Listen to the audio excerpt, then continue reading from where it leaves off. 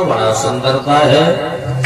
ओए जरासंध, क्या शर्त है अब बताओ। हमारी शर्त ये कुबलिया पीड़ हाथी हमारे साथी को परास्त करते हो, एक के ना करेंगे दोनों के संग शादी कर लियो। अच्छा हाँ देखिए उस कुबलिया पीड़ हाथी को भोजराज कंस हाथी के साथ में वासी युद्ध करेगा।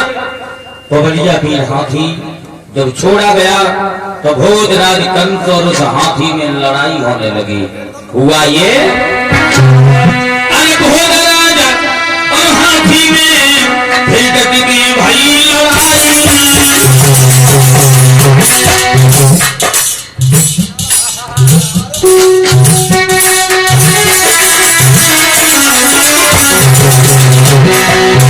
जिस समय लड़ाई हुई है अरे फिर सगाई में हाथी की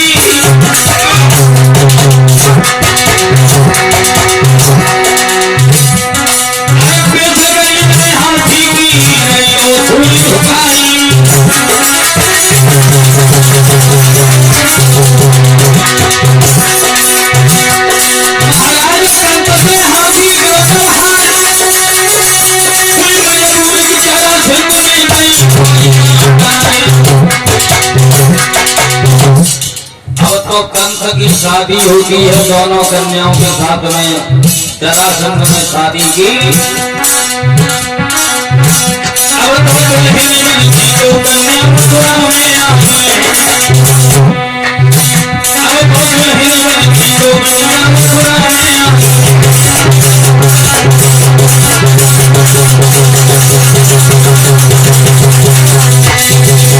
दोनों कन्याएं मथुरा में आई। कंस की इस तरह से शादी हुई। अब समय कम है, देखेंगे कंस की एक चचेरी बहन थी जिसका नाम था देवकी। कंस ने विचार किया इसकी हम शादी करेंगे, और करेंगे तो करेंगे कहाँ, कहीं नहीं भागेंगे। हमारे एक मित्र हैं बचपन के जिनका नाम है वसुदेव, सोनपुर गांव बटेश्वर के रहने वाले हैं।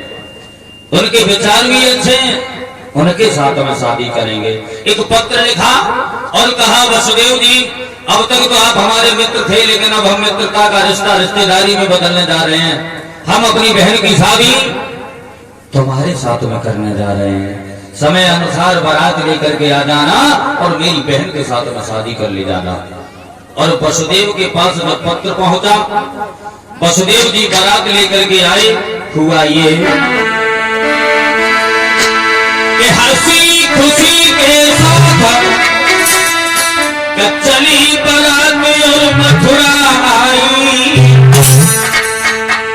मन पलव कढ़वाई रे देवकी की भई सगाई। आज देवकी की शादी हुई है मथुरा नगर में। अरे भाई महलन से जुदा सुबह को विदा कई करवाई। भाई महलन से जुदा सुबह को विदा कई करवाई। अरे हंसी खुशी से बहन देवकी रथों में बैठाई। हंसी खुशी से बहन देवकी रथों में बैठाई।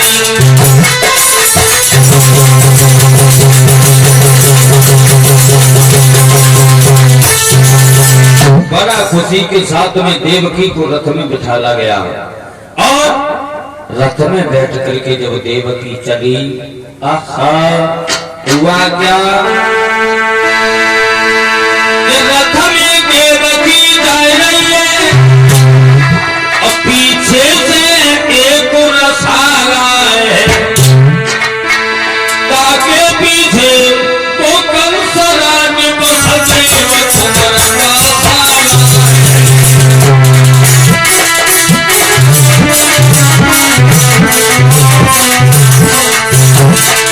विदा हो रही है। और विदा करते समय कंस बहुत खुश था। तब तक आकाशवाणी हुई भोजराज कंस,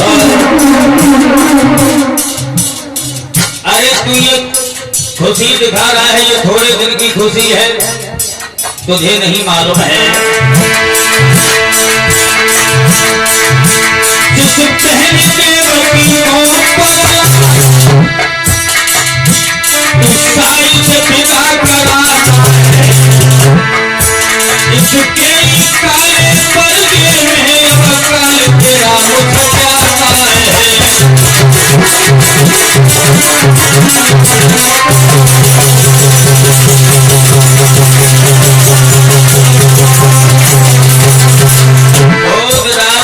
कंस जब देखने लगा है आकाशवाणी में एक बार फिर आवाज आई,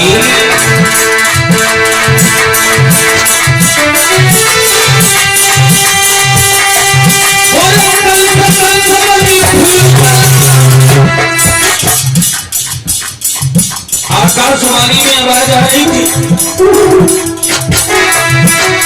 और ये फूल धूल में आए, तेरी बहन को संभालना हो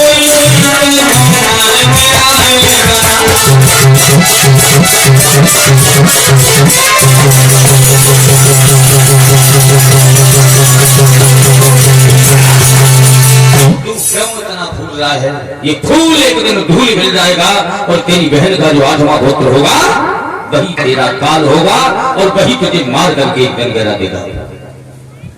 भोजराज कंस ने जैसे ही देखा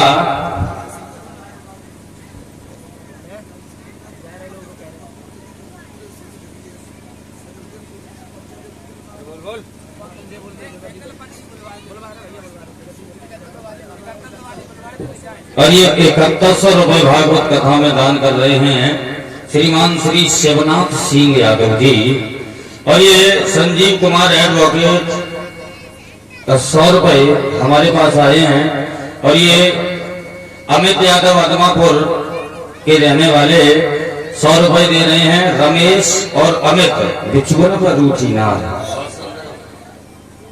अभी सुनाता हूँ, बोलो ये कुछ दानदाताओं के नाम है।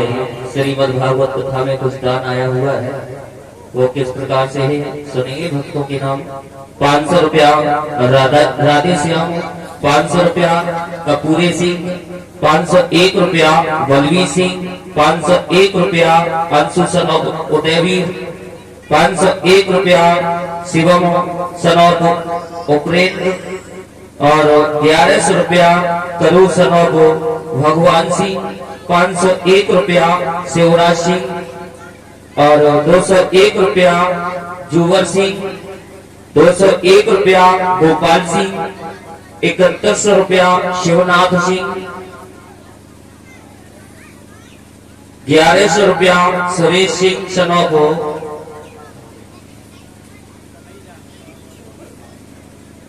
भैया ये काले की अच्छा 1100 रुपया सुरेश सनौको कन्हैयालाल, 500 रुपया मोटे नातेदार। इन भक्तों की तरफ से ये भागवत कथा में दान आया हुआ था। भगवान से कामना करेंगे प्रभु के हाथों को इसी तरीके से धर्म की तरफ बढ़ा रहे, उसका मोदन को विद्या का भगवान की मनोकामना पूरी करता है। बोलिए आनंद कंद भगवान की जय।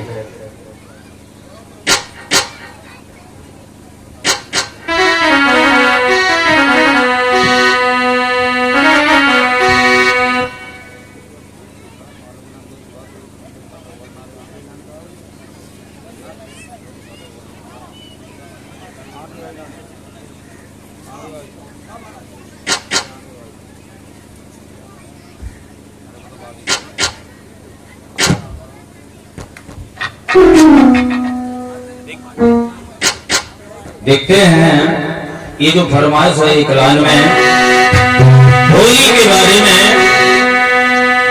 एक पत्नी अपने पति की बड़ाई करते हुए बोली, अरे मेरे साथ को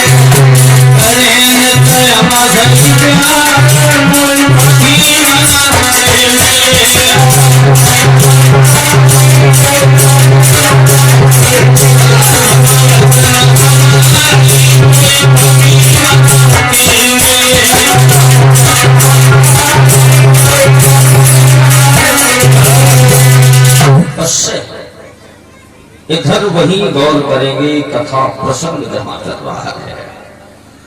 देवकी की जब शादी हो रही है, आकाशवाणी हुई, कंस भागा, रथ पे चढ़ करके बहन के केसों को पकड़ लिया और नीचे खींच के लाया और कहा, गौरी बहन, मैंने तो बड़ा हंसी खुशी के साथ में तेरी विदाई की थी, लेकिन तू नागिन बन गई, अब हम तुझे जिंदा नहीं छोड़ेंगे। जैसे ही मारने को चला तो वसुदेव ने सौगंध खाई और कहा है कि इसका जो भी पुत्र होगा वो मिला करके तुम्हें देता रहूंगा, लेकिन देवकी को मेरी आंखों के सामने न मारो। भोजराज कंस ने देवकी और वसुदेव को मथुरा की जेल में डलवा दिया और कहा है कि आज के अलावा तुम बटेश्वर में नहीं जाओगे। समय बीतता चला गया, मथुरा की जेल में अपना समय बिता रहे हैं। समय उपरांत और ये इसी बीच में अवधेश फौजी और ब्रजेश दोनों भाई 50-50 रुपए हमारे सर्व साथियों को दे रहे हैं। समय जब व्यतीत हुआ है तो उसी जेल में देवकी के गर्भ से पहले पुत्र की प्राप्ति होती है। कैसे? अरे जगमग जग